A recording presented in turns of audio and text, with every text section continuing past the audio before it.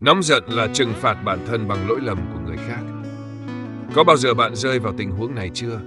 Ai đó nói lời không hay và bạn thấy lòng mình dậy sóng. Ai đó đối xử bất công và bạn ôm cục tức suốt cả ngày. Ai đó làm tổn thương bạn và bạn lại tự dằn vặt chính mình. Nhưng bạn biết không, khi bạn tức giận, người tổn thương nhiều nhất chính là bạn. Nóng giận giống như cầm hòn than đỏ rực ném vào người khác. Nhưng trước khi làm bỏng họ, bạn đã tự làm bỏng chính mình. Giận dữ không thay đổi được người khác, chỉ khiến tâm trí và sức khỏe của bạn mệt mỏi hơn. Những người khiến bạn bực tức, có thể họ chẳng bận tâm, nhưng bạn lại đang tự hành hạ bản thân. Có đáng không? Hãy thử chuyển hóa giận dữ thành sự hiểu biết. Người làm tổn thương bạn cũng có thể đang đau khổ. Chọn thấu hiểu và tha thứ, không vì họ mà vì sự bình yên của bạn.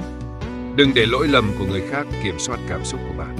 Chủ động buông bỏ là tự trao cho chính mình an nhiên.